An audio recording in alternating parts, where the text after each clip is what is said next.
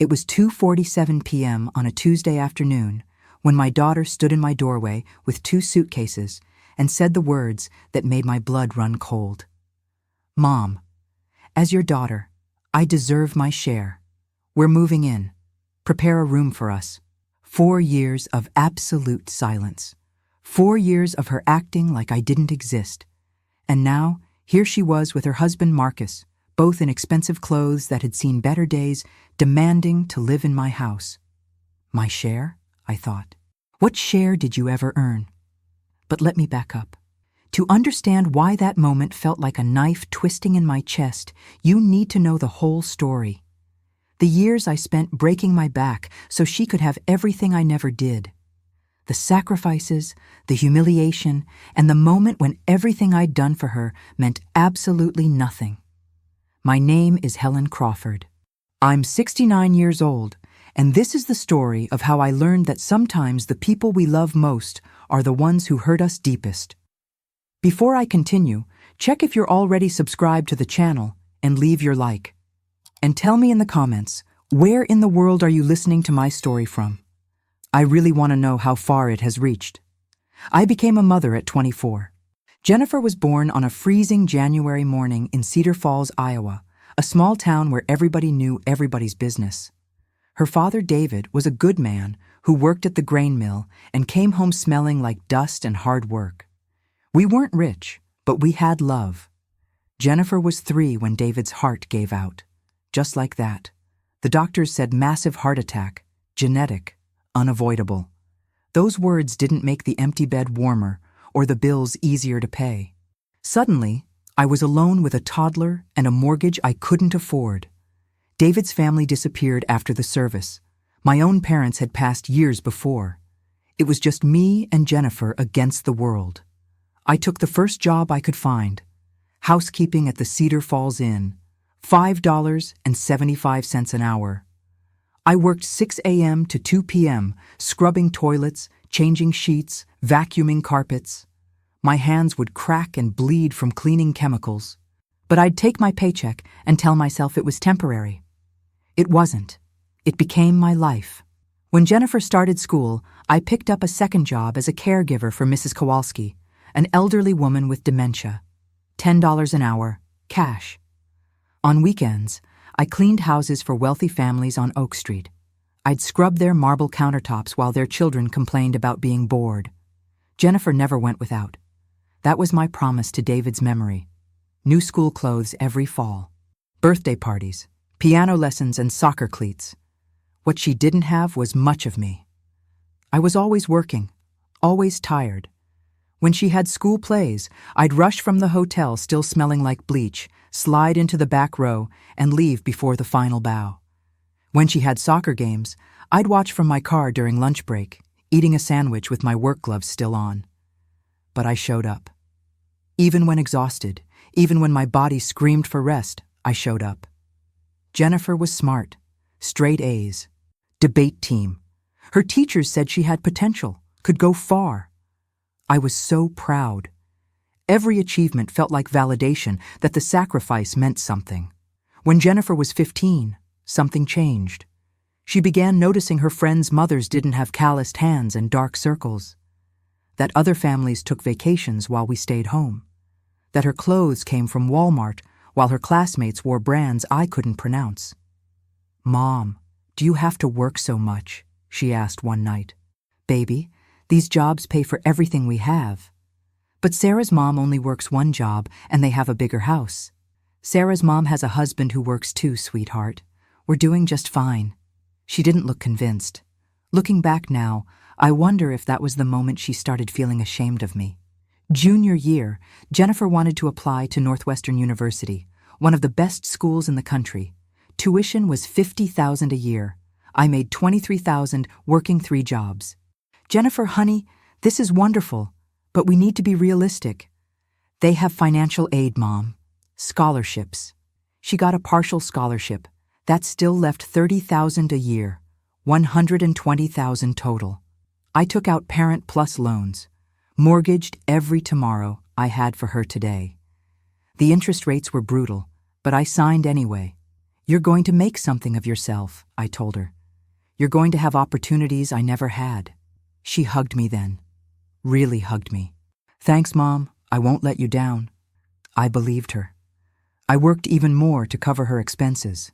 Extra shifts, more houses, catering on weekends, serving at weddings while 20-somethings complained their drinks weren't cold enough.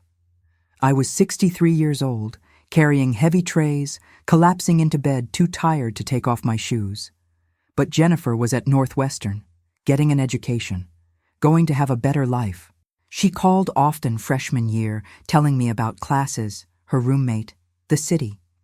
I'd picture her in those lecture halls, surrounded by possibilities. It made every aching muscle worth it. Sophomore year, the calls got less frequent. She was busy, lots of studying. I didn't want to be the needy mother who demanded attention. Junior year, she mentioned Marcus. His family was from Connecticut. His father was an investment banker. "He's really smart, Mom. I think you'd like him." "I can't wait to meet him, honey." But I never did. Not then. Senior year, Jennifer barely called at all. When she did, she sounded different. Her accent had changed. She used words like summer instead of break and talked about the Hamptons and Martha's Vineyard like they were normal. I'd hang up the phone and wonder who this person was becoming. Graduation came in May. Jennifer sent me an invitation, but her tone said everything. "Mom, it's going to be really crowded.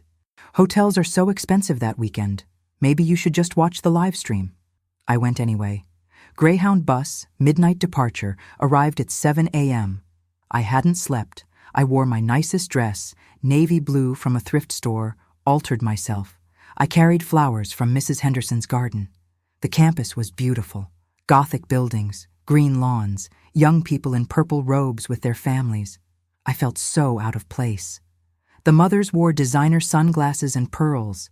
The fathers had expensive cameras. I found Jennifer with Marcus and his parents. His mother was elegant in a cream suit. His father looked like he'd stepped from a yacht club brochure. "Jennifer!" I called out, waving. She turned. I saw it, just for a flash. Embarrassment. She glanced at Marcus's parents, and something in her expression closed off. "Oh, Mom, you came. Of course, baby. I wouldn't miss this." I hugged her. She stood stiff. "I'm so proud of you." "Thanks," she said, pulling away. "Mom, these are Marcus's parents, Robert and Catherine Whitmore." I extended my hand, still holding the flowers. "It's so nice to meet you." Catherine's handshake was limp.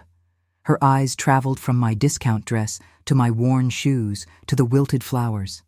"How quaint," she said. Robert nodded politely, but said nothing. "We were just heading to brunch at the University Club," Marcus said. "It's a tradition. Jennifer's coming with us." "Oh, that sounds lovely. I'd love to join." "Mom, it's a reservation," Jennifer interrupted. "For 4, already paid for." 4, not 5. "I see," I said. "Maybe we can meet after the ceremony?" "After the ceremony, there's a reception. Then Marcus's family is having a dinner party at their hotel suite." "So when will I see you?" "I'll call you next week, okay?" I stood there, surrounded by celebrating families, holding my thrift store flowers, realizing I'd traveled 8 hours to be dismissed in 5 minutes.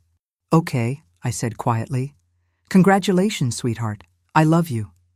"Love you too, Mom," she said, already turning away. I watched the ceremony from the very back row. So far I could barely see her. I cried, but not entirely from pride. Jennifer never asked how my trip was. After graduation, Jennifer moved to New York. Marcus got a job at his father's firm. They got a Manhattan apartment. She posted pictures on Facebook, exposed brick, modern furniture, city skyline views. I commented on every photo. "So beautiful, honey. So proud of you." She'd like the comment, but never respond. I kept working. The loan payments were crushing, $600 a month, just the minimum. I'd be paying until I died. But Jennifer was thriving. That's what mattered. Then came the engagement. I found out on Facebook, a photo of her hand with a diamond ring. He asked and I said, yes. 347 likes. I wasn't tagged. I called immediately. "Jennifer, you're engaged. Congratulations, baby." "Oh, yeah, thanks, Mom." Tell me everything. How did he propose? When's the wedding? He proposed at a restaurant in Soho. We're thinking next summer. That's wonderful. We have so much to plan. I can visit and we can look at dresses. Actually, Mom, Catherine is helping with all that. She has connections with planners and designers. It's kind of all handled. But I'm your mother. I want to help. I know, but Catherine really knows what she's doing, and she's paying for most of it, so Catherine was paying. Catherine had connections. I was just the woman who cleaned hotel rooms. I'd still like to be involved, Jennifer. Sure, Mom. I'll let you know. She didn't. Weeks passed. Months. I'd call and she'd say she was busy. 6 months before the wedding, I finally asked, Jennifer, when am I getting my invitation? I need time off work. Silence. Jennifer? Mom, about that. It's going to be really small, very intimate, just close family and a few friends. I am close family. I'm your mother. I know, but I'll be honest. Marcus's family is very traditional. They have certain expectations, and they're paying for everything, so we have to respect their wishes. What does that have to do with me? Another pause. They think we should keep the guest list very refined, and with your, situation. My situation? Your jobs, Mom. The way you... Look, Catherine's friends are going to be there. Important people. Marcus is worried it might be awkward. I couldn't breathe. My own daughter was telling me I wasn't good enough to attend her wedding. Are you saying I'm not invited? I'm saying it would be easier for everyone if you sat this one out. We'll celebrate later. Just us, I promise. Jennifer. I have to go, Mom. I'll call you later. She hung up. I sat in my kitchen, in the house I'd mortgaged twice for her education, and cried until there was nothing left. Then I went to work. The loan payments didn't stop because my heart was broken. The wedding happened without me. I saw photos on Facebook 3 days later. Some vineyard in Napa Valley. Jennifer looked beautiful in a dress that probably cost more than I made in a year. Catherine and Robert were in every photo, beaming like Jennifer was their daughter. One photo showed Jennifer with a group of women holding champagne glasses. My beautiful bride tribe. I didn't recognize any of them. I commented, You look absolutely stunning, sweetheart. Congratulations to you and Marcus. She never responded. 3 of her friends left laughing emojis under my comment. I deleted it an hour later. After the wedding, the silence became complete. She changed her name to Jennifer Whitmore. My calls went to voicemail. My texts turned blue, but never showed as red. It was like I'd died, but nobody had told me. I kept working. What else could I do? My body started giving out. My knees swelled. My back ached constantly. Arthritis in my hands, so bad I couldn't grip a coffee cup some mornings. Mrs. Kowalski passed away.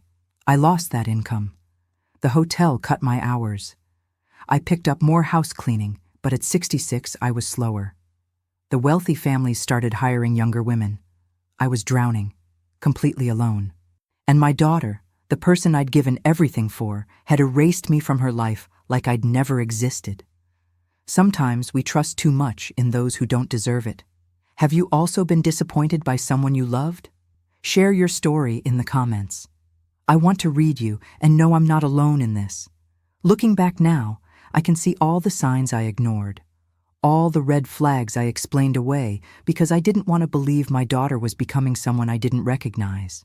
But when you love someone, when you've sacrificed everything for them, you make excuses. You tell yourself stories that let you sleep at night. The first sign was when Jennifer was 16.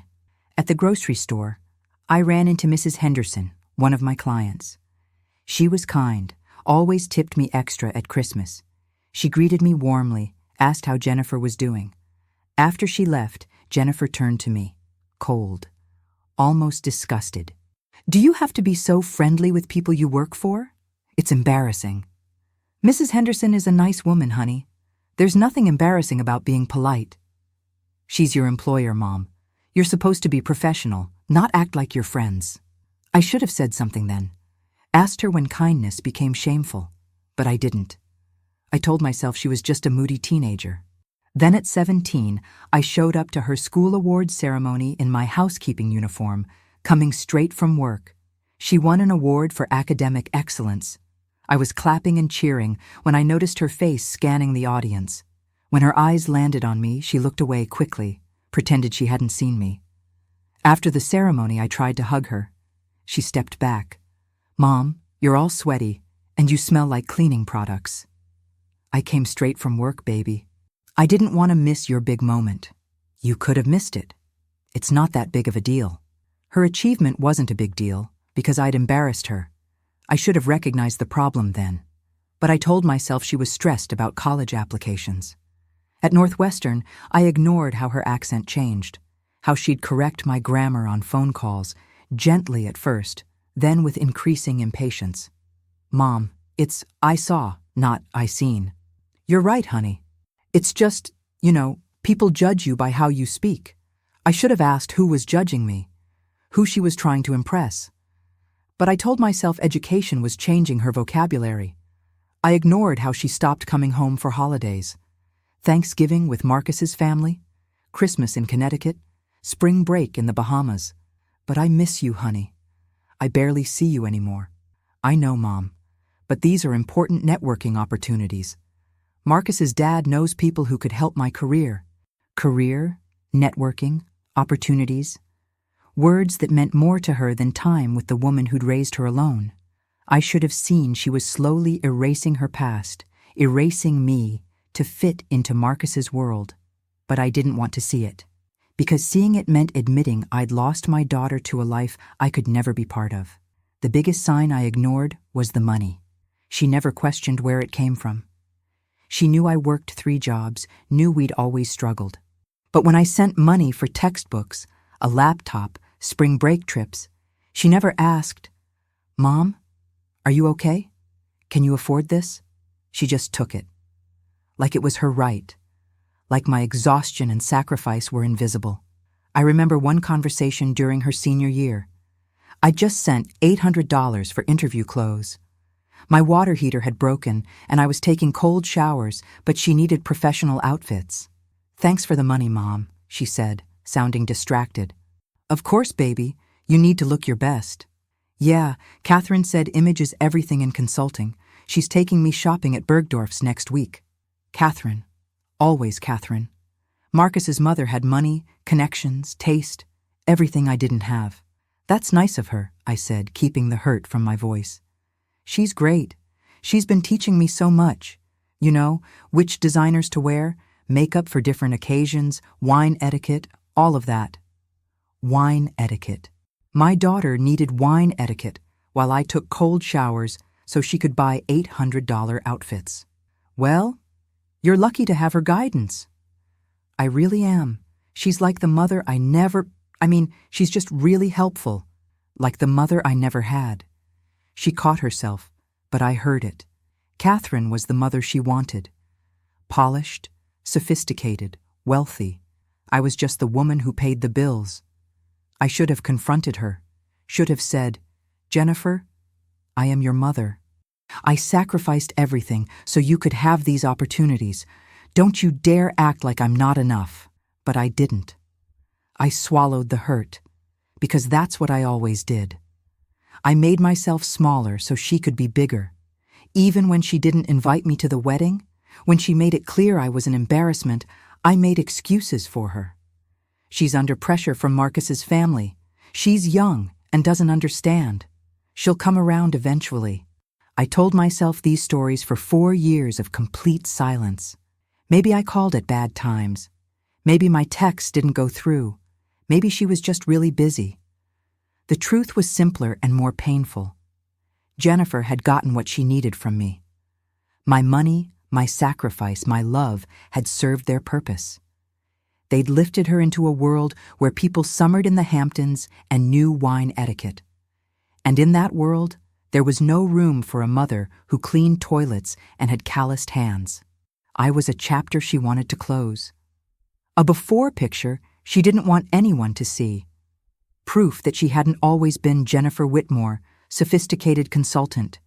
That she'd once been Jennifer Crawford, daughter of Helen, the housekeeper from Iowa. And I let her erase me because I thought that's what love meant. Letting go. Not being a burden. What I didn't understand then was that real love doesn't require you to disappear. Real love doesn't demand you make yourself invisible so someone else can shine. Real love sees your worth, acknowledges your sacrifice, and honors what you've given. Jennifer didn't love me. Not really. Maybe she had once, when she was small and needed me. But the woman she'd become loved what I could provide, not who I was. And the saddest part? I would have kept giving, kept sacrificing, kept working myself to death. I would have died alone in that little house, probably collapsing while cleaning someone's bathroom.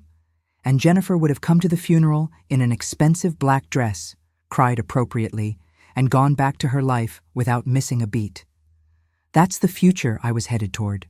An invisible death and a daughter who was relieved she didn't have to be embarrassed by me anymore. But life had other plans. Plans that neither Jennifer nor I could have predicted. It started with a man named Gerald Thompson. Gerald Thompson was 73 when I met him. He'd recently moved to Cedar Falls after his wife passed away. He'd made his money in real estate development in Des Moines, shopping centers, apartment complexes, then sold everything and retired wealthy. He checked into the Cedar Falls Inn on a Tuesday morning in September. I was cleaning room 304 when he knocked. "Excuse me, miss? I think housekeeping forgot to leave coffee packets." I looked up. He was tall, silver-haired, dressed in casual but expensive clothes, kind eyes, a warm smile. "Oh, I'm so sorry, sir. Let me get those right away." "No rush," he said. "I'm Gerald, by the way. I'll be staying here while I look for a house."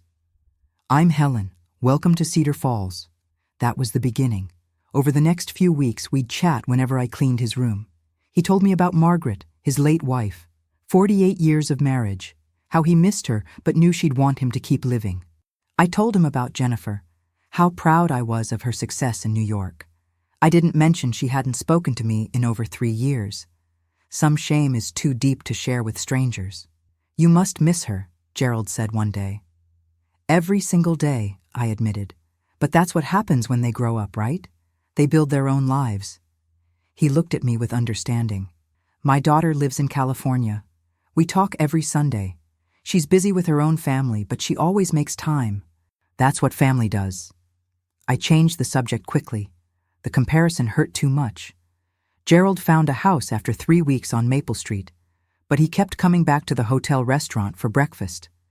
Somehow, I'd end up taking my break at the same time, and we'd sit and talk. He told me about his real estate business, how he'd started with nothing, worked construction jobs, saved every penny for his first investment. That one property became 2, then 5, then 20. The secret is that most people don't understand real estate. They think it's complicated, but it's not. You buy property that generates income. You use that income to buy more property. You build slowly and carefully. "That sounds nice," I said. "But it takes money to start. Money I don't have. It takes less than you think. And sometimes opportunities come from unexpected places." Gerald and I became real friends. He'd invite me to modest restaurants, movies at the old theater downtown. He treated everyone with respect, never acting like he was better than us. "Why do you spend time with me?" I asked him once. "You could be anywhere." "Because you're genuine, Helen. You're kind without expecting anything in return. That's rare. Most people I meet either want my money or pity me. You just treat me like a person." It was the nicest thing anyone had said to me in years. During this time, I'd still try to reach Jennifer occasionally. A text on her birthday, a Christmas card. Each attempt hurt a little less because I was accepting the reality. She was gone from my life. One evening, Gerald and I were having coffee at his house when he said something that changed everything. "Helen, I need to tell you something. I've been diagnosed with stage 4 pancreatic cancer." The coffee cup nearly slipped from my hands. "What?" "Gerald, no. When?" "About a month ago. The doctors give me maybe 6 months, possibly a year if I'm lucky. There must be treatments, chemotherapy. There are treatments, but at my age, they just make me miserable without extending my life meaningfully. I've decided to skip all that. I want to spend whatever time I have left feeling as good as possible. I started crying. This man who'd become such an important friend was dying. Don't cry, Helen. I've had a good life. I'm at peace with it. But I do need your help with something. Anything. I need someone to help me get my affairs in order. My daughter will inherit most of my estate, but there are details to handle, papers to organize. My attorney is handling the legal stuff, but I need someone I trust to help with the personal things. Would you do that for me? Of course. Whatever you need. Over the next few months, I spent more time at Gerald's house. We'd go through photographs and he'd tell me stories. We'd sort through Margaret's belongings. He paid me for my time, though I protested. You're taking time away from your other jobs, he insisted. Let me compensate you fairly. The money helped. I could cut back on house cleaning clients, give my aching body some rest. But more than the money, Gerald gave me something I hadn't had in years. Purpose beyond survival, companionship, respect. He valued my opinions, asked my advice, treated me like an equal. One day, we were going through his business documents. Deeds to properties, investment statements, account information. This building here, he said, pointing to a deed, is a 12-unit apartment complex in Des Moines. I bought it 30 years ago for $80,000. It's worth about $400,000 now. Generates about $3,600 a month in rent after expenses. I stared at the numbers. $3,600 a month. More than I made working 3 jobs. That's from one building? That's the power of real estate, Helen. You buy once, and it keeps paying you forever. This building has made me over $1 million since I bought it, and I still own it. He showed me his whole portfolio.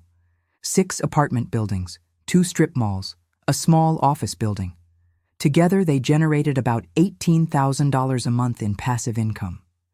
And you just collect rent checks? I have a property management company that handles the day-to-day.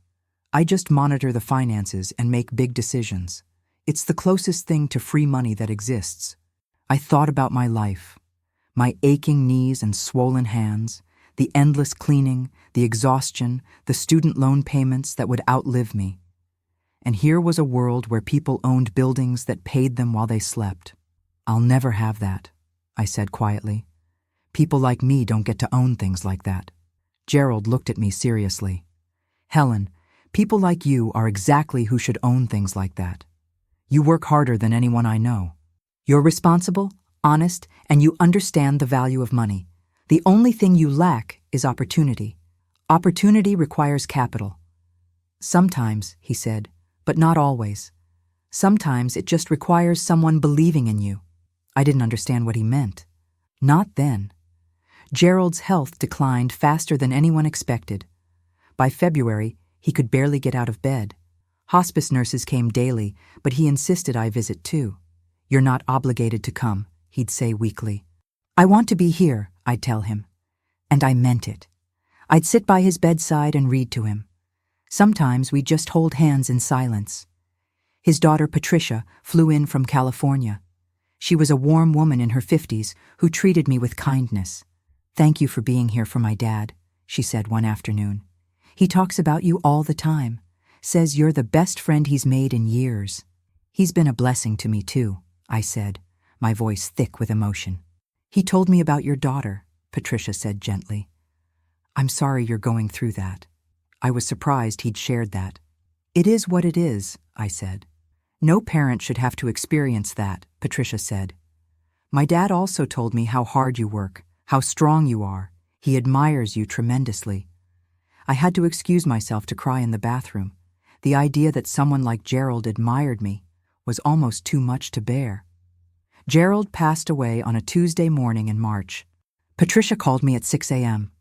Helen, he's gone. It was peaceful. He went in his sleep. I felt a grief I hadn't experienced since David died.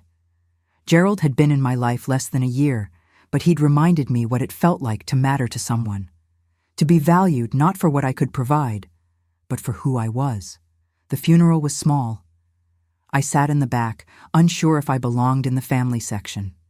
Patricia waved me forward. Sit with us, she insisted. You were family to him.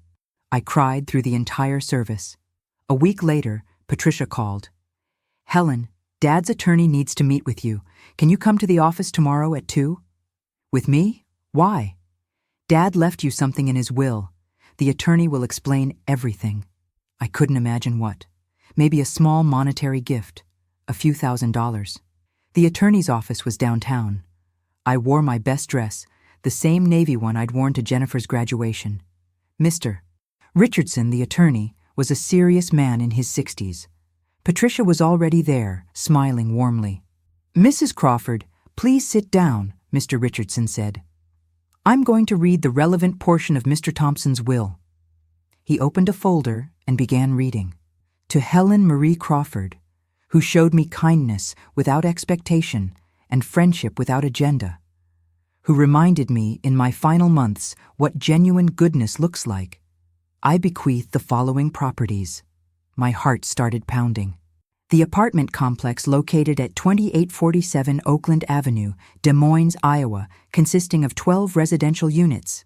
The commercial property located at 501 Riverside Drive, Des Moines, Iowa, currently leased to multiple retail tenants. I couldn't breathe. He was leaving me buildings, actual buildings. Additionally, I bequeath the sum of $50,000 in cash to assist with property management, repairs, and transition costs. The room was spinning. I gripped the chair. I don't understand, I whispered. Patricia leaned forward. Helen, my dad wanted you to have security. He wanted you to stop breaking your back. These properties will generate income, real income. You can live off the rent. But this is too much. This should go to you. Patricia smiled.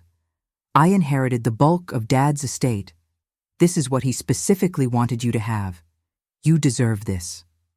While I'm telling you all this, I wonder where you might be listening to me. Write your city's name in the comments. I'd love to know where my words are reaching. Mr. Richardson handed me a folder. These are the property documents and management company details. They'll continue managing day-to-day operations. The income is deposited directly into accounts that will be transferred to your name. How much income? I asked, barely able to form the words. The 12-unit building generates approximately $3,800 per month net income. The commercial property generates approximately $2,200 per month. That's roughly $6,000 monthly, or $72,000 annually. $72,000 a year. I made $23,000 working myself to death. I started crying, big, gasping sobs. Patricia put her arm around me. It's okay, she said softly. You're going to be okay now. The paperwork took weeks. During that time, I kept working, afraid to believe this was real. But it didn't disappear.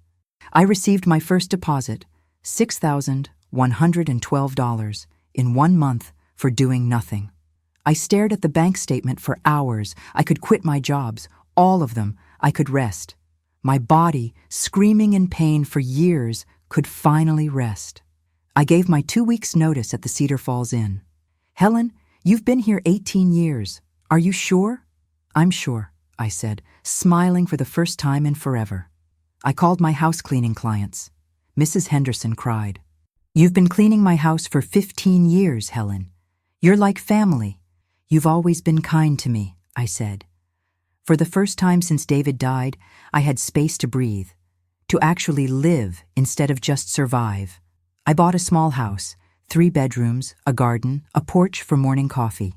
I furnished it with things I actually liked. I went to the doctor, physical therapy for my knees, treatment for my arthritis, new glasses. I started taking classes at the community center, watercolor painting, book club. I made real friends who knew me as Helen, not as the cleaning lady. For 3 years, I lived quietly, peacefully. The property income covered everything with plenty left over. I saved money for the first time in my life. I paid off Jennifer's student loans, all $120,000. Not because she deserved it, not because she'd asked, but because I'd promised myself I would, and I kept my promises even when others didn't. I thought about telling Jennifer, but what was the point? She hadn't spoken to me in 7 years. She'd made her choice clear. So I just paid the loans and moved on. I updated my Facebook profile picture for the first time in years. A photo at a local restaurant I'd invested in.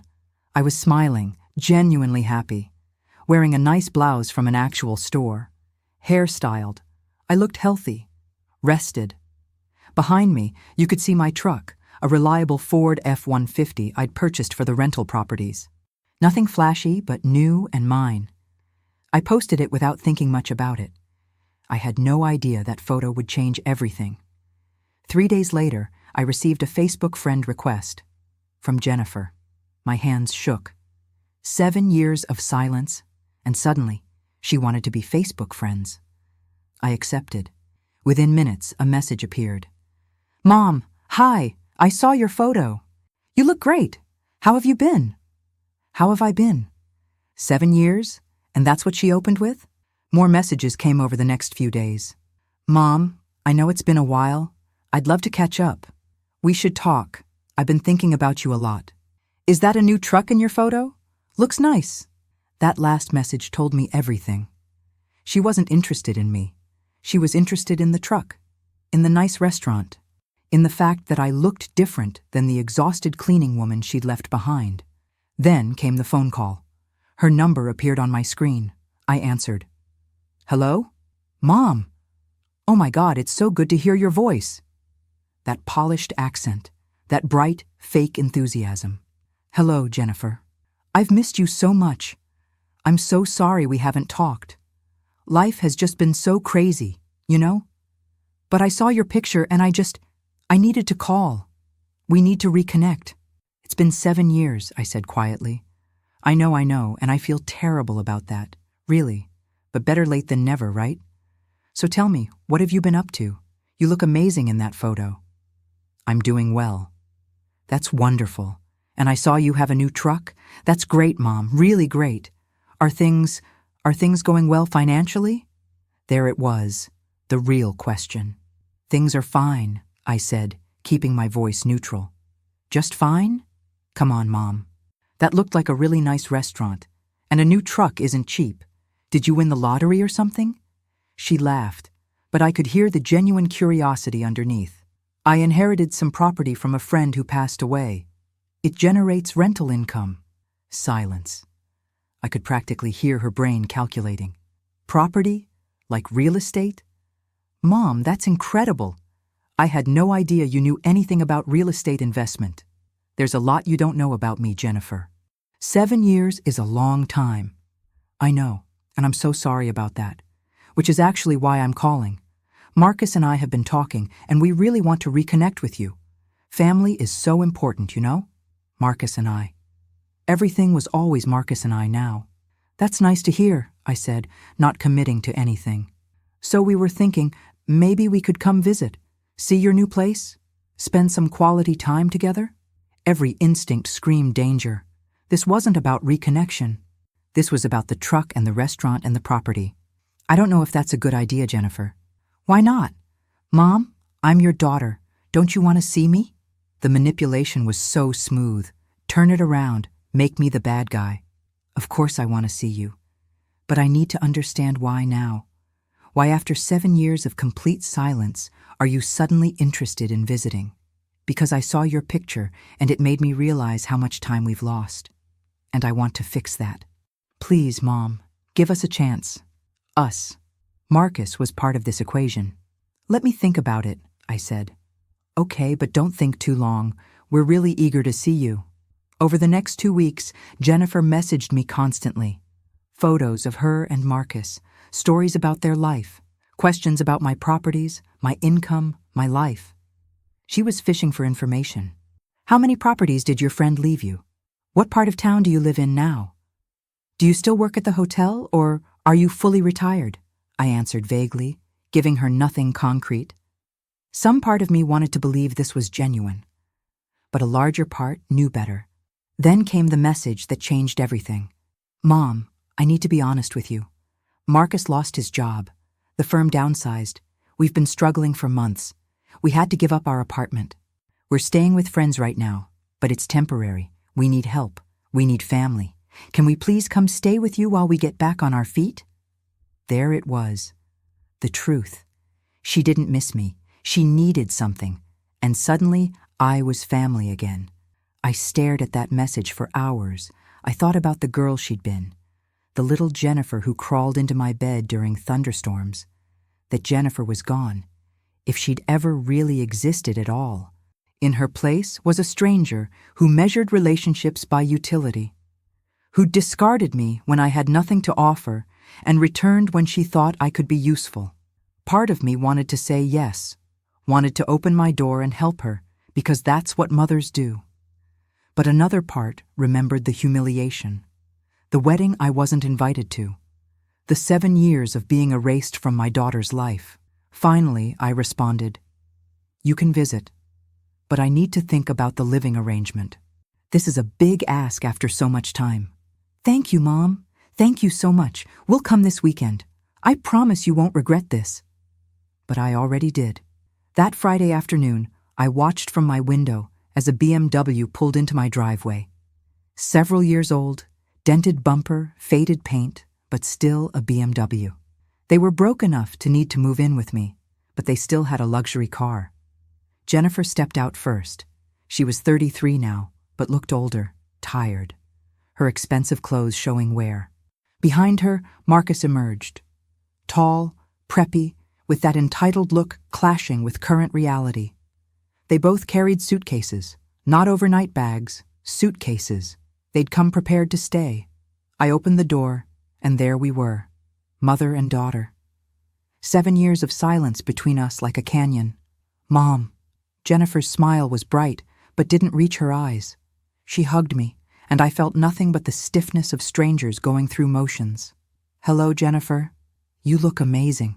Seriously, you look 10 years younger than the last time I saw you." The last time she saw me was at her graduation, when she'd dismissed me after 5 minutes. But I didn't say that. "Thank you. Come in." They walked into my home, eyes taking inventory. The nice furniture, the art, the big TV, the updated kitchen. This wasn't the cramped, shabby place I'd lived in before. "Wow, Mom, this place is beautiful," Jennifer said, but her tone had an edge. Surprise mixed with something else. Resentment? "Thank you, I like it." Marcus extended his hand. "Mrs. Crawford, it's nice to finally meet you. Jennifer's told me so much about you." That was a lie. I shook his hand, noting his practiced smile. "Please sit down," I said. Jennifer settled onto my couch like she belonged there. Marcus sat next to her, his arm draped over her shoulders. "So," I said, sitting across from them, "you said you wanted to visit." "We did. We wanted to see you, of course. But also," Jennifer glanced at Marcus, "we wanted to talk about our situation. Marcus losing his job." "Right. It's been really hard, Mom. The job market is brutal, and rent in the city is insane. We were paying $4,500 a month for a 1-bedroom. $4,500. More than I used to make in 2 months of backbreaking work." "That does sound difficult," I said neutrally. Marcus jumped in. "Mrs. Crawford, Jennifer told me you've recently come into property, real estate income. That's actually my background. Investment and financial management. I could help you maximize your returns, make sure you're getting the most out of your assets." There it was, the pitch. "I have a property management company," I said. "They handle everything." Sure, Marcus said. "But are they really optimizing your portfolio? There are strategies most people don't know about. I could show you how to turn what you have into something much bigger." "I'm not interested in something much bigger," I said. "What I have provides for my needs. I'm content." I saw frustration flash across his face before he covered it. Jennifer leaned forward. "Mom, we could help each other. You have space here, right? Multiple bedrooms? We could stay with you temporarily, just until Marcus finds a new position. And while we're here, we could help you. Marcus with the business side, me with cooking, cleaning, errands. We'd earn our keep." Cooking and cleaning. The irony was almost funny. "And how long is temporarily?" I asked. "A few months," Jennifer said. 6 at most, just until we get back on our feet financially. 6 months. Half a year of having them in my peace, in the life I'd carefully rebuilt. "I need to think about this," I said. "What's there to think about?" Jennifer's voice took on an edge. I'm your daughter. We're family. Family helps each other. Family, I repeated softly. Tell me, Jennifer, where was family when you didn't invite me to your wedding? Where was family during 7 years of not answering my calls? Her face flushed. I knew you were going to throw that in my face.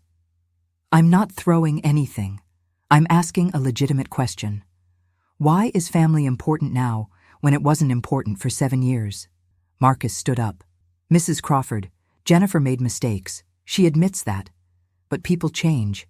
And right now, we're in a difficult situation and we're asking for help. Is that really so terrible? It's not terrible to ask for help, I said, standing to face him. What's terrible is only asking when you need something. Only remembering someone exists when they can be useful to you. Jennifer stood too, tears streaming. So that's it? You're going to turn your back on me? After everything? After everything? I felt my own anger rising. After everything I sacrificed for you, every job I worked, every hour of sleep I lost, every drop of dignity I swallowed so you could have a better life? And what did you do with it, Jennifer? You used it to climb into a world where I wasn't good enough to exist. You erased me, completely. I was young. I made mistakes. You were 25 when you got married, 28 when your wife closed the door in my face, 30 when I paid off your student loans without you even knowing because you wouldn't speak to me. At what age do we stop calling them mistakes and start calling them choices? Marcus looked shocked. You paid off her student loans? $120,000, I said. Every penny. Not because she asked, not because she deserved it, but because I'd promised myself I would handle that debt. Jennifer's face went pale. You paid them off? 2 years ago. You would have known if you'd ever bothered to check or call me. She sank back onto the couch, and for the first time I saw something genuine. Shame, maybe. Marcus sat down too, recalculating. The mother-in-law he dismissed as insignificant had paid off a 6-figure debt, had property income, had assets. I was no longer useless. I was potentially valuable. Mrs. Crawford, he said carefully, I think we started this conversation wrong. You're right. Jennifer should have maintained contact with you. But we're here now, trying to make things right, trying to rebuild. By asking to move in and take over my life? Not take over. Share. We're family. I looked at my daughter. Really looked at her. Tried to find some remnant of the little girl I'd loved so completely. But all I saw was a stranger who'd learned to use people and discard them when they were no longer useful. She'd become them. And in doing so, she'd lost herself. Or maybe this was always who she was, and I'd just been too blinded by love to see it. I need some time to think, I finally said, breaking the heavy silence. This is a lot to process. Jennifer wiped her eyes. How much time? I don't know. A few days. We don't really have a few days, Mom. We have to be out of where we're staying by Monday. That's why we drove all the way here this weekend. Of course, they'd timed this perfectly. Show up with suitcases, create urgency, pressure me into a decision. Where are you staying now? I asked. With a friend from college, Marcus answered, but he needs the guest room back. Then find a motel for a few days while I think about this. A motel? Jennifer's voice rose. Mom, we're on a tight budget. We can't afford to waste money on motels when you have empty bedrooms right here. My bedrooms aren't empty. One is my office. One is a guest room for storage and projects. They're not just sitting there waiting for you. But they could be, she pressed. Come on, Mom. Just say yes. We're family. This is what families do. I took a deep breath. Jennifer, families also stay in touch. They show up for important moments. They don't disappear for 7 years and reappear only when they need something. Marcus stood up, patience wearing thin. Look, Mrs. Crawford, I'm going to be blunt. Jennifer is your only daughter, your only child. We're asking for temporary help during a difficult time. If you say no, what does that say about you as a mother, as a person? The manipulation was so transparent it was almost insulting. It says I learned to value myself, I replied calmly. It says I learned that love isn't supposed to be one-sided, and it says I'm not going to be manipulated. His jaw tightened. I don't think we're the ones doing the manipulating here. Jennifer told me about your childhood, how you grew up poor. And now that you have something, you're going to hoard it? Keep it all for yourself while your own daughter struggles? Marcus, Jennifer said quietly, but he shook her off. No, Jennifer. Your mother spent her whole life playing the martyr, the poor single mom who sacrificed everything. And now she's comfortable and suddenly she doesn't want to help? That's not sacrifice, that's selfishness. Something inside me snapped. You want to talk about sacrifice? I said, my voice low and dangerous. Sacrifice is working 3 jobs on 4 hours of sleep. Sacrifice is eating crackers for dinner so your child can have a hot meal. Sacrifice is mortgaging your future, your health, your life for someone else's dreams. I sacrificed for 22 years. And you know what I got for it? Nothing. Not a phone call, not a text, not even acknowledgement that I existed. That's not fair, Jennifer interjected. I was building my life. You were ashamed of me. I cut her off. Admit it. You were embarrassed by your mother who cleaned toilets. You didn't want Marcus's fancy family to know where you really came from, so you erased me. Her silence was confirmation. And now that Marcus lost his job and the Whitmores can't support you anymore, suddenly I'm family again. Suddenly I'm worth remembering. It's not like that, Jennifer said weakly. Then what is it like? Explain why 7 years of silence is forgivable. Why I should open my home to people who treated me like garbage. Marcus stepped closer, something threatening in his posture. Because she's your daughter. Because that's what the money is for, to help your kids. What else are you going to do with it? Die alone and leave it to some cat shelter? Marcus! Jennifer looked horrified, but I just laughed. A cold, bitter laugh. There it is, the truth. You think I owe you my money. You think because I gave birth to Jennifer, because I raised her, I'm obligated to fund your lifestyle forever. We're not asking you to fund our lifestyle, Jennifer said. We're asking for temporary help. No, I said firmly. You're asking to move into my home, to take over my space, my peace, my life that I've carefully built. And you're trying to manipulate me into saying yes by throwing motherhood in my face. I walked to the window, looking at my garden, the sanctuary I'd created. Let me tell you what I discovered over the past 3 years, I said. I discovered that I'm more than just a mother, more than someone who exists to serve other people's needs. I discovered that I deserve respect, that I deserve peace, that I deserve to live without being used. I turned back to face them. And I discovered that blood doesn't mean much if there's no love behind it, no real love, just obligation and convenience. Jennifer was crying again. I do love you, Mom. Do you? Or do you love what I can provide? Because from where I'm standing, those look like very different things. Marcus pulled out his phone. You know what? Fine. We'll figure something else out. Come on, Jennifer. Your mother clearly doesn't care about you. Don't you dare, I said, my voice sharp. Don't you dare walk out and make me the villain. You two came here with suitcases and demands. You came expecting me to fix your problems without even apologizing for the past, without acknowledging the hurt you caused. I've apologized, Jennifer shouted. What more do you want from me? I want you to mean it. I want you to actually understand what you did. You don't get to erase 7 years with a few tears and expect everything to be fine. The room fell silent, except for Jennifer's crying. And I stood there, shaking with emotion I'd been holding back for years. Finally, I spoke. I think you should leave now. Go to a motel for the night.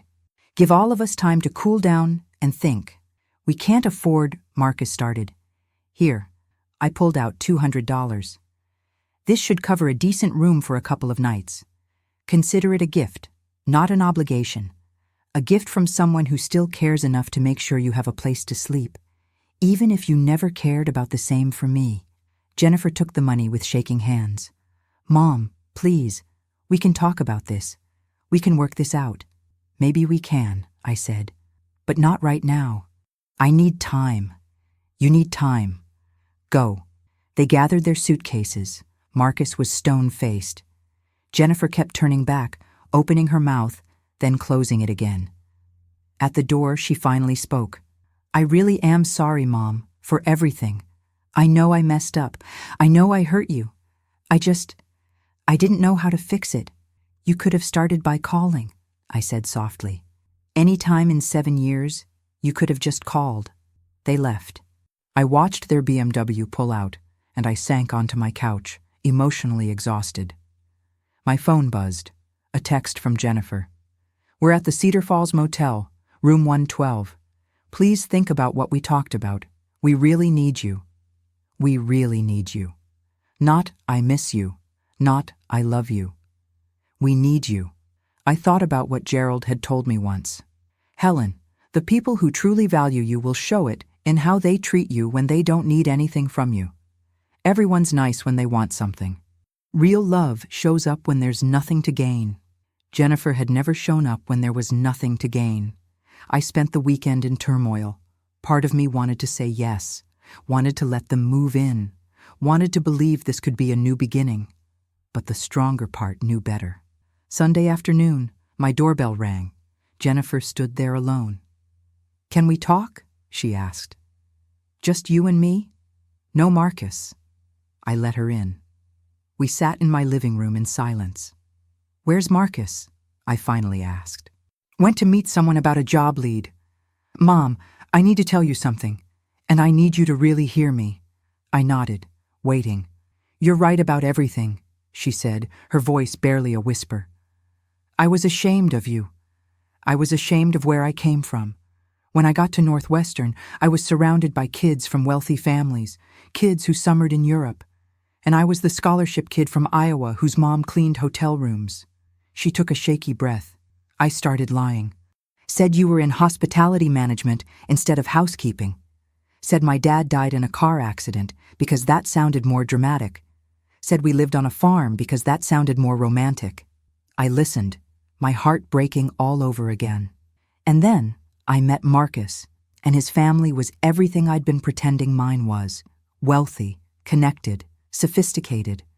And I thought if I could just become part of that world, I could leave behind everything I was embarrassed about, including you. Why are you telling me this now? I asked. Because I need you to understand it wasn't about you. It was about me. About my insecurity and my shallow desire to be someone I wasn't. You were an amazing mother. You gave me everything. And I repaid you by treating you like you were worthless. The tears were streaming down her face now, and these looked real. Raw. Painful. I can't undo those years, she continued. I can't take back not inviting you to my wedding or ignoring your calls or any of it. All I can do is tell you the truth. I was wrong. I was cruel. And I'm sorry. I'm so sorry. I felt my own tears starting. Why now, Jennifer? Is it just because you need a place to stay? No, she said firmly. I mean, yes, we do need help. I'm not going to lie about that. But seeing you again, being in this house, seeing how you've built a life for yourself, it made me realize what I threw away, what I lost. And I don't mean money or property. I mean you. I lost my mom. You lost me because you chose to, I said quietly. That wasn't an accident. You made deliberate choices, Jennifer. Year after year, you chose to keep me out of your life. I know. She wiped her face. And I have to live with that. But Mom, I want to try to fix it. I want to have a relationship with you again. A real one. Do you? Or is that just something you're saying because you need something from me? She flinched. I deserve that. But I mean it. These past few months, since Marcus lost his job, since everything fell apart, I've had a lot of time to think. About choices I made. About who I became. And I don't like that person very much. What does Marcus think about all this? Jennifer hesitated. Honestly? Marcus thinks you owe me. He thinks because you're my mother, and you apparently have money now, you should help us. No questions asked. And what do you think? I think I don't deserve your help. I think I burned that bridge a long time ago. But I'm asking anyway, not because I'm entitled to it, but because I'm desperate and you're the only person I have left. What about Marcus's family? The Whitmores with all their money and connections? Jennifer laughed bitterly. The Whitmores dropped us the second Marcus lost his job. Turns out their support was always conditional. As long as Marcus was successful, we were welcome. The moment he wasn't, they had no use for us anymore. The irony wasn't lost on me. So you learned firsthand what it feels like to be discarded when you're no longer useful. Yes, she whispered. And I understand now what I did to you. I understand it in a way I never could before. And I'm ashamed, Mom. I'm so ashamed. We sat in silence. I could feel myself softening, that old maternal instinct pulling at me. This was my daughter, my child. But she wasn't a baby anymore. She was a grown woman who'd made choices, who'd hurt me deeply. And I had to decide whether forgiveness meant giving her everything she wanted or setting boundaries that protected what I'd built. I need to ask you something, I said. And I need you to be completely honest. If I didn't have the properties, if I was still cleaning hotel rooms and struggling to pay bills, would you be here right now? Jennifer opened her mouth, then closed it. I watched her wrestle with the question. Finally, she spoke. I don't know, she admitted. I want to say yes. I want to believe I'd have reached out anyway. But honestly, I don't know, and that makes me feel sick. Her honesty, as painful as it was, meant something. She could have lied, but she didn't. At least you're being truthful, I said. I'm trying to be a better person than I was, she said. I'm trying to be someone worthy of having you in my life again. But I know that's going to take time. No, you can't just apologize and expect everything to be okay. So what happens now? She asked. I stood up and walked to my bookshelf, where I kept a few photos. One was of Jennifer as a little girl, maybe 5 years old, sitting on my lap. We were both laughing at something. I loved you so much, I said, holding the photo. From the moment you were born, you were my whole world. Every decision I made was about you. Every sacrifice was for you. I never regretted any of it because I thought you'd grow up to be someone good, someone kind. I should have been that person, Jennifer said. You deserved that. Yes, I did. I turned to face her. I deserved a daughter who was proud of me, not ashamed. I deserved to be invited to your wedding. I deserved phone calls and visits. I deserved respect. You did. You do. And now you're here asking me to let you move into my home. And I need to decide if I can do that, if I should do that. Here's what I'm struggling with, I continued. If I say yes, am I helping you or am I enabling you? Am I teaching you that you can treat people terribly and still get what you want as long as you apologize? I don't know, she whispered. And if I say no, am I standing up for myself? Or am I being cruel and unforgiving? I sat back down. Neither do I. And that's the problem. I've spent 3 years learning to value myself, learning that I deserve peace and respect. And I'm terrified that if I let you back in, I'll lose all of that. I wouldn't do that to you again, Jennifer said. I swear I've learned. I've changed. Have you? Or have your circumstances changed? Because those are very different things. She didn't have an answer for that. My phone buzzed. A text from Marcus. I saw Jennifer glance at her phone and sigh. He's impatient, she said. He wants an answer. He wants us to move in. He already has plans for how we can help you manage your properties. Turn it into something bigger. I don't want something bigger, I said firmly. What I have is enough, more than enough. I know, but Marcus, he's always thinking about growth, expansion, success. Bigger is always better. Is that what you want too? Jennifer looked at me, really looked at me. A year ago, I would have said yes. But now, I don't know what I want anymore except to feel like I belong somewhere. To have family again. You chose to give up family. I reminded her gently. You can't just claim it back when it's convenient. I know. Finally, I spoke. I'm going to tell you what I've decided. But first, I want you to understand something. This decision isn't about punishing you or rewarding you.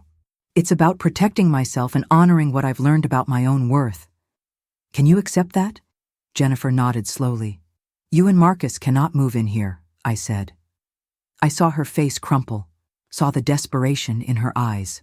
But, I continued, I'm not going to leave you homeless either. Because despite everything, I'm still your mother.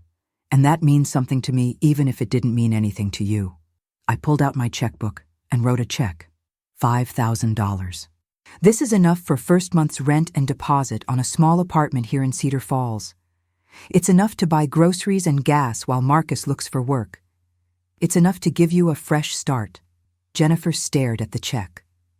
Mom, but this is it, I said firmly.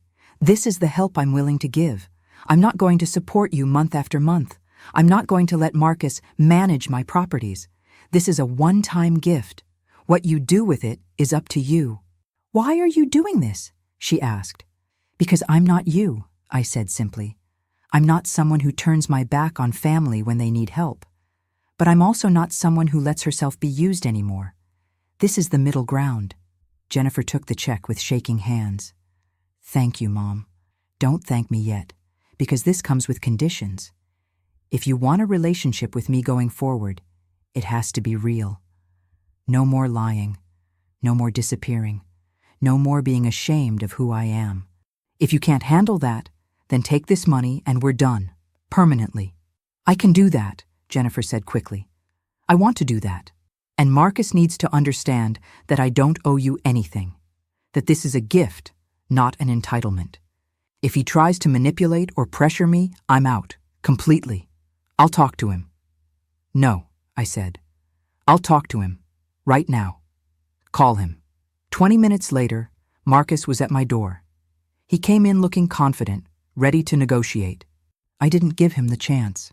Sit down, Marcus, I said. I'm giving Jennifer a check for $5,000. This will help you get an apartment. But I want to be very clear. This is not an investment in you. This is not the beginning of me funding your lifestyle. This is a one-time gift from a mother to her daughter. Marcus started to speak, but I held up my hand. I know what you think of me. You see my properties as assets you can control. But here's what you need to understand. I didn't build what I have, so people like you could take it. I built it through years of hard work and sacrifice. I don't need your expertise. I don't need your management. I don't need you. His face reddened, but he stayed silent. If you want to be part of Jennifer's life, and therefore part of mine, you need to respect boundaries. If you pressure Jennifer to ask me for more money, if you try to insert yourself into my business affairs, I will cut you both off completely. Do you understand? Yes, ma'am, he said tightly. I still wonder if I did the right thing. And you? What would you have done in my place? Tell me in the comments. I truly want to know what you think. I handed the check to Jennifer. Use this wisely. Find a small apartment, something affordable. Don't try to live beyond your means to impress people. That's what got you into this mess. We will, Jennifer promised. Mom, I'm going to prove to you that I've changed. I'm going to show you that I can be the daughter you deserve. I hope so. But Jennifer, I'm giving you this one chance. I'm not going to live in fear that you'll disappear the moment you don't need me anymore. If you're going to be in my life, you're in it all the way. Otherwise, this is goodbye. It won't be goodbye, she said, hugging me. And this time, I felt something real in the embrace. They left an hour later. Marcus was quiet, subdued. Jennifer kept looking back at me like she was afraid I'd disappear. After they were gone, I sat in my quiet house and thought about everything that had happened. Had I done the right thing? I didn't know. All I knew was that I'd set boundaries. I'd protected my peace while still offering help. I'd been generous without being a doormat. Over the next few weeks, Jennifer called me regularly. Really called, not just texted. She told me about the apartment they'd found, a modest 2-bedroom, about Marcus's job search. I got a job at the library, she told me one day, pride in her voice. It's part-time, just 20 hours a week, but it's something. My own money. That's wonderful, honey, I said, and meant it. She invited me to dinner at their new apartment. The apartment was small, sparsely furnished with second-hand pieces, but it was clean, and Jennifer had cooked. Actually cooked, spaghetti and salad. But she'd made an effort. Marcus was polite, respectful even. It felt performative at first, but by the end of the evening, it seemed more genuine. "Thank you for giving us this chance," he said as I was leaving. "We'll see," I said. Non-committal, but not unkind. Slowly, carefully, Jennifer and I started rebuilding something. It didn't look like our old relationship. That was gone. But maybe we could build something new. Something based on mutual respect rather than obligation. She still made mistakes. She'd cancel plans sometimes, but she'd catch herself, apologize, try again. And I learned to set boundaries, to say no when I needed to protect my peace while still being open to connection. It wasn't perfect, but it was real. And maybe that was enough. 6 months have passed since that confrontation in my living room. 6 months since I gave Jennifer that check and drew my boundaries in the sand. And I want to tell you what's happened since, because I think maybe someone listening to this needs to hear it. Jennifer and Marcus are still in Cedar Falls. They're still in that small apartment, though they've made it more comfortable over time. Marcus found work, not in finance like he wanted, but as a manager at a local credit union. It's a good job, stable. He had to swallow his pride to take it, had to accept that he wasn't going to be a high-powered investment banker anymore. But he took it. And from what Jennifer tells me, he's actually good at it. Jennifer still works at the library. She's up to 30 hours a week now, and she loves it. "I never knew how much I'd enjoy recommending books to people," she told me last week. "It's so different from the consulting work I did before. That was all about numbers and strategy. This is about connecting with people." I see her once a week now, usually for lunch or coffee. Sometimes she comes over and we work in my garden together. She's learning to plant vegetables, something she never cared about before. Last month she showed me photos of the tomatoes she grew on her apartment balcony. She was so proud. Like a child showing off a good report card. Marcus comes to family dinners once a month. He's still not comfortable around me, and I'm not entirely comfortable around him either. But we're civil. We're trying. He doesn't talk about my properties anymore. Doesn't offer unsolicited advice about investments. He seems to understand that my life is mine to manage. Are we a happy family? No. Not yet. Maybe not ever. Too much has happened. Too many years were lost. But we're something. We're people who are connected by blood and history, trying to figure out how to exist together without hurting each other. But here's what I do know. I don't regret my decision. I don't regret refusing to let them move in. I don't regret drawing boundaries and protecting the peace I'd worked so hard to build. Because if I'd said yes that day, if I'd let them move into my home and take over my space, I would have lost myself again. I would have become that person who existed only to serve others. And I worked too hard to find myself to give that up. People have opinions, of course. In a small town like Cedar Falls, everyone has opinions. Some people think I was too harsh. "She's your daughter," they say. "Family is family. You should have taken her in." Others think I was too soft. "You gave her $5,000 after what she did to you? I wouldn't have given her a dime." But here's what I've learned. Nobody else gets to decide what's right for your life. Nobody else has lived through your experiences, felt your pain, survived your struggles. Only you know what you can handle. Only you know what your boundaries need to be. I made the choice that felt right for me. Not too harsh, not too soft, right in the middle. Help without sacrificing myself, generosity without being a doormat, love with boundaries, and I can live with that. I think about Gerald sometimes, about how he saw my worth when I couldn't see it myself, about how his gift changed my life completely. Not just financially, but in every way. He gave me the opportunity to discover who I was beyond being a mother, beyond being a worker, beyond being someone who only existed in relation to others. He gave me myself. And I think he'd be proud of how I handled Jennifer's return. Proud that I helped her, but didn't sacrifice my peace. Proud that I set boundaries and stuck to them. I still have his photo on my bookshelf. Sometimes I talk to it. "Thank you," I tell him. "Thank you for seeing me. Thank you for believing I was worth more than I believed myself. The properties are doing well. I've even bought one more, a small duplex here in Cedar Falls. Not because I need more income, but because I enjoy it. It gives me purpose without consuming me. I travel more now. Last year I went to Seattle to see the ocean. This spring I'm planning a trip to Boston. I've never seen the East Coast. I want to walk the Freedom Trail, see the fall leaves, eat lobster rolls. I'm living the life I never thought I'd have. Not wealthy, not extravagant, but comfortable, secure. Mine. And Jennifer? I think she's learning something too. Learning that humility isn't weakness. That working a regular job isn't failure.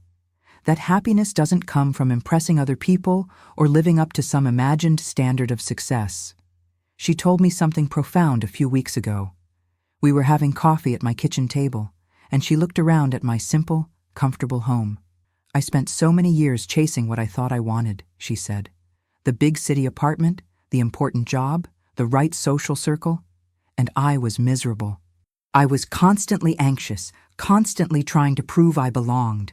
And now I'm here, in Cedar Falls, working at a library, living in a small apartment, and I'm happier than I've been in years. Why do you think that is? I asked. She thought for a moment. Because I'm not pretending anymore. I'm not trying to be someone I'm not. This is real. My life is real now. I hope she means it. I hope it lasts. But even if it doesn't, even if she reverts back to her old ways, even if she disappears from my life again, I'll be okay. Because I've learned that I don't need her validation to have worth. I don't need her love to be complete. I am enough, all by myself. That's the thing about sacrifice. Real sacrifice, the kind I did for Jennifer all those years, should come from abundance, not from emptiness. I gave her everything I had because I thought that's what love meant. Giving until there was nothing left. But that's not love. That's martyrdom. And martyrs don't get happy endings. They just get used up and forgotten. Real love, healthy love, has boundaries. It says, I will help you, but not at the cost of destroying myself. I will support you, but not enable you. I will be here for you, but not if you treat me with disrespect. I wish I'd learned that earlier. I wish I'd taught Jennifer that earlier. Maybe if I had, things would have been different. Maybe she would have grown up understanding that relationships require mutual respect and effort. Or maybe not. Maybe she needed to learn through loss. Maybe we both did. All I know is that I'm 69 years old, and for the first time in my life, I'm putting myself first. Not in a selfish way, but in a healthy way. I'm honoring my needs, my peace, my worth, and it feels right. If you're listening to this story and you see yourself in it, if you're the person who gives and gives and gets nothing in return, I want you to know something. You deserve better. You deserve to be valued. You deserve relationships where love flows both ways. And if you're the person who took advantage of someone's love, who used their sacrifice without appreciation, who disappeared when they needed you and returned only when you needed them, it's not too late to change. It's not too late to apologize genuinely, to do the work of rebuilding trust, to become someone worthy of the love you were given. But understand this. Forgiveness doesn't mean erasing consequences. It doesn't mean the person you hurt owes you anything. It means they're choosing not to let the hurt define them anymore. Jennifer and I are still writing our story. I don't know how it ends. Maybe we'll grow closer over time. Maybe we'll drift apart again. Maybe this fragile connection we're building will strengthen or shatter. But whatever happens, I know I made the right choice. I chose myself. I chose my dignity. I chose peace. And that's something I can live with. My name is Helen Crawford. I'm 69 years old. I was a housekeeper, a caregiver, a mother who sacrificed everything. And now I'm a woman who knows her worth. And that makes all the difference.